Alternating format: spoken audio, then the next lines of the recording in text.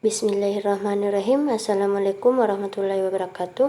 Perkenalkan, nama saya Nurul Afra Sahrir dengan NIM 70200121108. Baiklah, saya ingin menjelaskan tugas dari komposisi dan distribusi penduduk.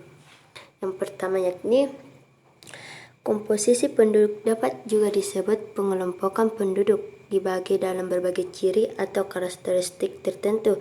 Pernyataan tersebut, jawaban saya adalah benar, karena komposisi penduduk itu bersifat luas yang dimana dapat dikelompokkan di suatu wilayah, baik itu di negara, daerah, dan sebagainya, yang berdasarkan rentang usia tertentu. Yang kedua itu, di bawah ini merupakan salah satu contoh komposisi penduduk menurun. Jawaban saya yakni penduduk menurut umur dan jenis kelamin. Karena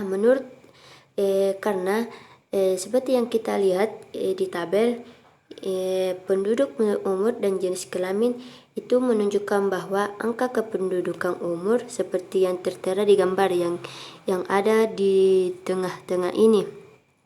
Yang ini. Begitupun dengan jenis kelamin yang ini. Yang ada di daerah tersebut. Dan yang selanjutnya ini di bawah ini merupakan salah satu contoh komposisi penduduk menurut. Jawaban saya ya ini penduduk yang mencari kerja menurut umur. Mengapa jawaban saya itu? Karena sesuai yang ada di gambar yang tertera di layar, yang tertera hanya ada umur penduduk yang di suatu daerah yang dituliskan, sedangkan jenis kelamin dan sebagainya itu tidak ada. Yang selanjutnya yakni prorating untuk kelompok atau angka sisa yang tidak masuk dalam kategori data manapun.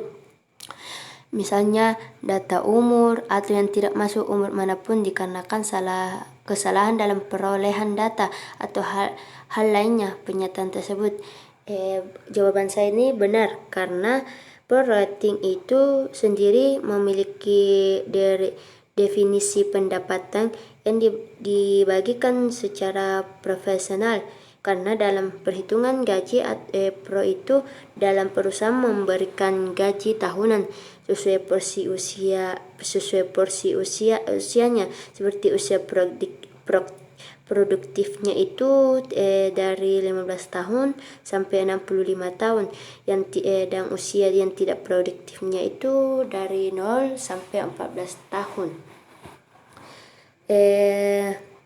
Bagaimana cara mencari nilai yang diingkari pada gambar tersebut? Jawabannya yaitu pembagian total prorating dengan TTNS. Jawaban saya itu karena prorating itu adalah tabel-tabel hasil sensus penduduk yang belum mengalami perapihan atau kategori tidak terjawab. Yang selanjutnya itu berikut ini adalah variabel demografi yang dapat mempengaruhi komposisi atau struktur penduduk di suatu daerah tertentu. Jawaban saya ini ketiganya benar, karena beberapa variabel demografi yang penting termasuk penduduk usia, status, perkawinan, jenis kelamin, dan sebagainya. Karena itu bersifat faktor demografi yang mempengaruhi laju pertumbuhan penduduk seperti fertilitas, mortalitas, dan migrasi. Yang selanjutnya itu berikut ini adalah piramida penduduk Kabupaten Goa atau Goa tahun 2015 dan 2020 lah, karena di sini tertera 20 dari 2010. Dari piramida tersebut, apakah terdapat perubahan dari tahun 2015 ke tahun 2020? Ya, jawaban saya ini tingkat kelahiran laki-laki itu meningkat sesuai dengan yang kita lihat di piramidanya itu tingkatan kelahiran laki-laki itu meningkat, dan tingkatan kelahiran perempuan pun begitu, sesuai dengan piramida yang ini perempuan pun meningkat. Dan jumlah usia tidak produktif laki-laki lansia itu meningkat. Dan yang jumlah usia tidak produktif perempuan lansia itu meningkat sesuai dengan yang ada di piramida. Jumlah usia produktif usia 15 sampai 19 laki-laki itu jawabannya itu tetap sesuai yang kita lihat, usia 15 dan 19 itu sama-sama dari 2015 sampai 20 itu menetap, tidak ada perubahan. Dan selanjutnya itu piramida penduduk berikut ini menunjukkan jumlah penduduk usia terbanyak adalah salah satu rangkaian usia produktif. Jawabannya itu salah. Sesuai yang kita lihat di piramida,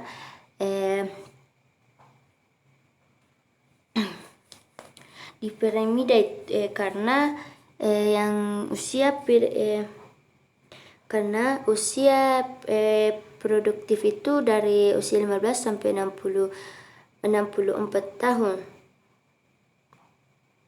Dan karena yang ditunjukkan di sini itu yang adalah itu usia 5 sampai 9, maka itu salah. Dan yang selanjutnya itu pada tabel di bawah ini, mengapa kepadatan penduduk Kabupaten Goa lebih rendah daripada Takalar, padahal jumlah penduduk Kabupaten Goa jauh lebih banyak.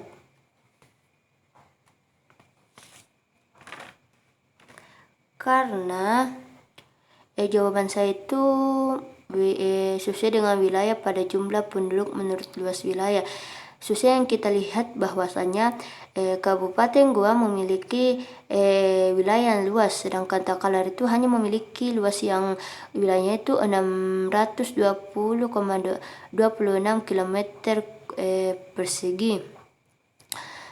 Sedangkan Goa itu memiliki wilayah sekitar 1.802,008 km kubik. Maka yang mempengaruhi itu karena adanya luas wilayahnya yang memang Goa itu lebih luas.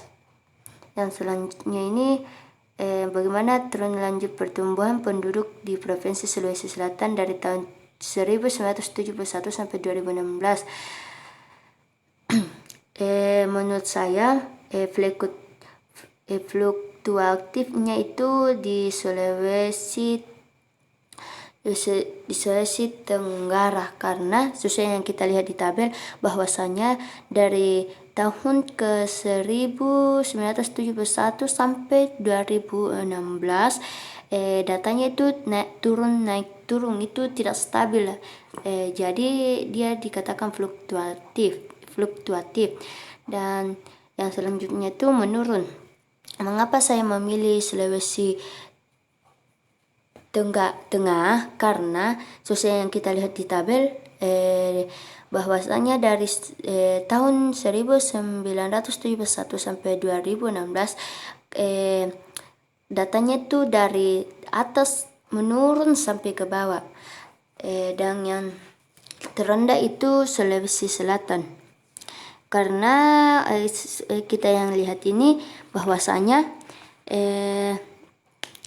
Sulawesi Selatan dari tahun 1971